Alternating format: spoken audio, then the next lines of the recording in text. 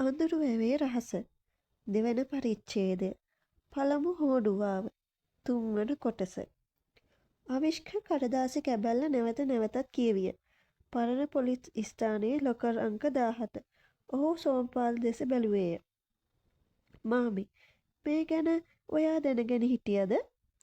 සෝම්පාල කඩදාසිය අතටගෙන හොඳින් බැලියේ.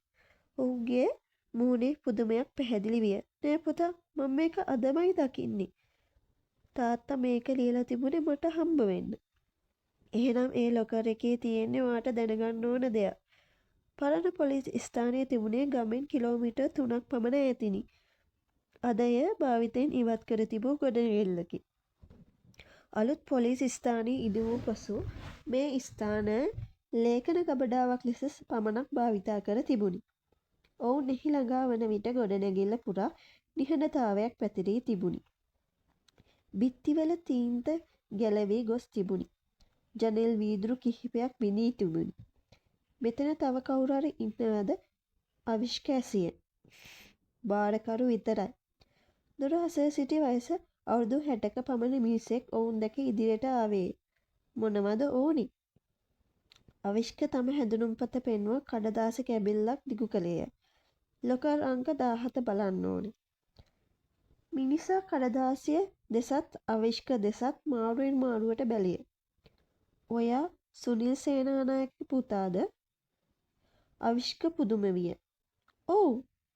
බාරකරු ගැඹුරු හුස්මක් හෙළිය. ඔයා එනකම් මම අවුරුදු 3ක් බලාගෙන හිටියා. මොකක්? ඔයාගේ තාත්තා මැරෙන්න දවස් 2කට කලින් මෙතනට ආවා. අවිෂ්ක ඉක්මනින් ඇසුවේය.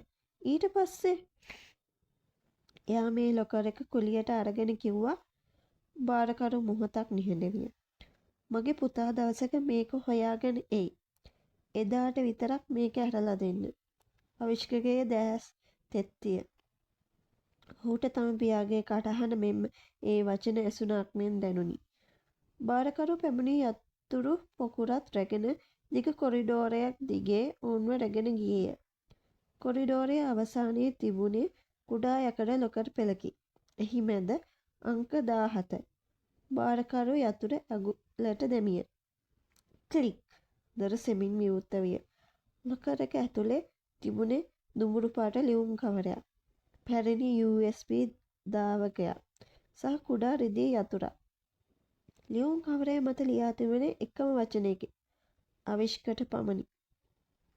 අවිෂ්කගේ අත වෙවුලමින් කවරය විවෘත කළේය. ඇතුලේ තිබූ ලිපිය ඔහු කියවන්නට පටන් ගත්තේය. පුතේ, මේ ලිපිය ඔයා කියවනවා නම් මට වෙන්න තිබුණු දේ වෙලා ඇති.